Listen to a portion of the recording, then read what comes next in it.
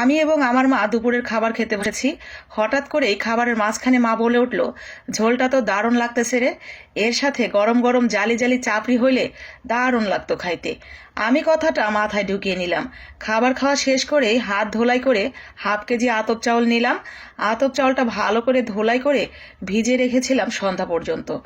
সন্ধ্যাবেলা গরম গরম চাপড়ি বানিয়ে মাকে দারুণ একটা সারপ্রাইজ দেব। মাকে না জানিয়েই এই কাজগুলো আমি করছি। তো মা তো দুপুরবেলা খাবার খেয়ে শুয়ে পড়েছে অন্য রুমে গিয়ে, তো ঘুমিয়ে গিয়েছে। এর মাঝখানে আমি এই কাজগুলো করে নিয়েছি।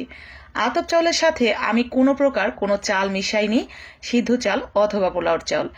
এখন এই হাফ কেজি আতপ চাউলের সাথে আমি প্রথমে অ্যাড করেছি হাফ কাপ পানি। তো হাফ কাপ পানি দিয়ে এইভাবে আমি ব্যাটারটা গুলিয়ে নিব। তারপরে আর সম্পূর্ণ ব্যাটার গোলাতে যতটুকু পানির প্রয়োজন পানি অ্যাড করে এরকম একটা ব্যাটার তৈরি করে নিয়েছি। তো ব্যাটারটা ঠিক এরকম হবে, নখে দিলে নখটা দেখা যাবে না, ঠিক এরকম হলেই আপনার ব্যাটার একদম ঠিকঠাক আছে। আর পানিটা আমি একেবারে সরাসরি বেসিন থেকে নিয়েই দিয়ে দিয়েছি, কোনো প্রকার গরম টরম কিছুই করিনি। সাথে সামান্য একটু ধনেপাতা দিয়েছি, এটা অপশনাল, শুধুমাত্র দেখার সৌন্দর্য, ভালো একটা ফ্লেভারের জন্য। সাথে স্বাদ মতো লবণ।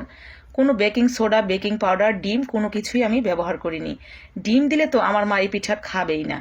চিতই পিঠা বা চাপড়ির সাথে যদি ডিম দেওয়া হয় মা একদম ছুঁয়েও দেখবে না, বলে নাকি ডিমের গন্ধ লাগে।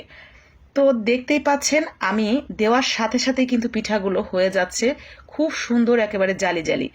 আপনি যদি নগদ নগদ চাল ভিজিয়ে এইভাবে পিঠা তৈরি করেন, এই চিতই পিঠা অথবা এই পিঠা যেটাই তৈরি করেন না কেন, সেটাই দেখবেন যে একবারে ফুলে ফেপে উঠছে এবং এরকম জালি জালি হয়ে যাবে। শুধুমাত্র খেয়াল রাখবেন ব্যাটারটা যেন একেবারে মিহি হয়। ব্যাটারটা যত বেশি মিহি হবে আপনার পিঠাগুলো তত বেশি সুন্দর হবে এবং নো ফেল পিঠা হবে।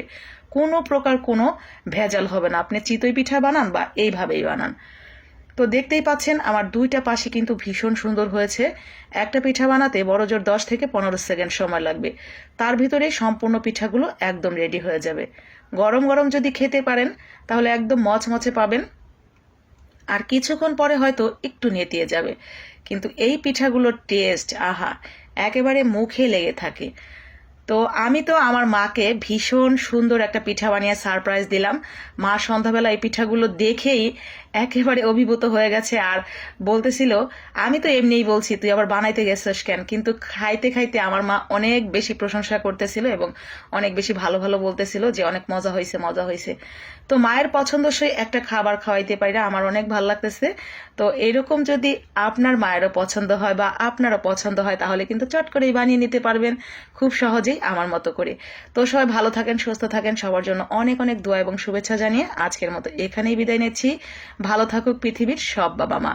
আসসালামু আলাইকুম, আল্লাহ হাফেজ।